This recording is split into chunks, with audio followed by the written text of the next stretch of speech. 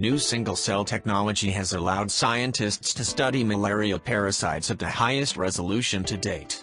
By investigating the genes in individual malaria parasites, scientists from the Wellcome Sanger Institute are beginning to understand the genetic processes each parasite undergoes as it moves through its complicated life cycle.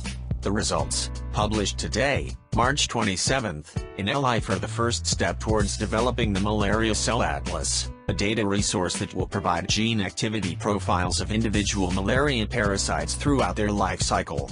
The Malaria Cell Atlas will allow researchers to identify weak points in the parasite's life cycle for intervention with drugs, and will help transform research into the disease. Nearly half of the world's population is at risk of malaria and more than 200 million people are infected each year. The disease caused the deaths of almost 500,000 people globally in 2015. Malaria is caused by Plasmodium parasites that are spread to people through the bites of infected mosquitoes. Plasmodium parasites themselves are tiny, single-celled organisms that have a complex life cycle, including many stages. Their small size and complicated life cycle make the parasites incredibly difficult to study. Traditionally used to study mammals, single-cell sequencing allows scientists to investigate individual cells and realize the true diversity of cell states within the same tissue or organ.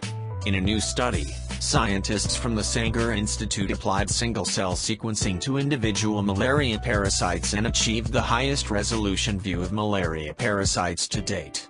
The team were able to uncover hidden patterns in the way different individual parasites use their genes during an infection.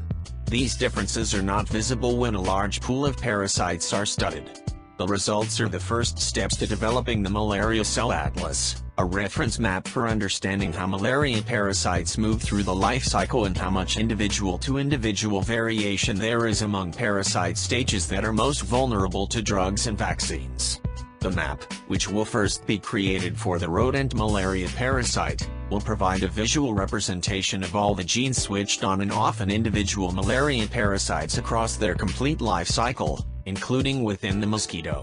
The Malaria Cell Atlas will eventually include single-cell data from the host tissues the parasite must colonize to complete its life cycle, including the mosquito gut cells and the mammalian host liver cells. These tissues also play a very important role in the progression and transmission of the disease. In this study, scientists analyzed more than 500 individual parasites of both rodent malaria, Plasmodium burgdorferi, and the most deadly human malaria parasite, Plasmodium falciparum, during the blood stage of the parasite's life cycle.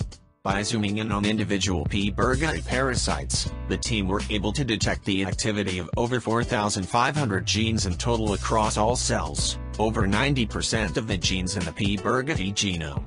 At the level of individual cells, researchers detected the activity of nearly 2,000 genes on average, which is the most ever seen in single malaria parasites.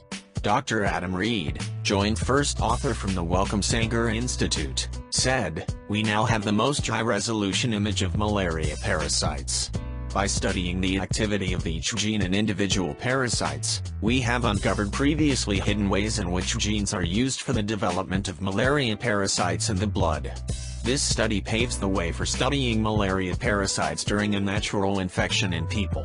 Dr. Arthur Talman, joint first author from the Wellcome Sanger Institute, said, "We have gained a better understanding of which genes are important for the parasite to transmit between human and mosquito during the spread of a malaria infection.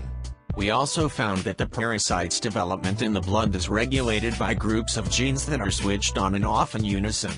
Knowing how the parasite's life cycle is controlled by particular genes, we have a stronger chance of interfering with it using drugs.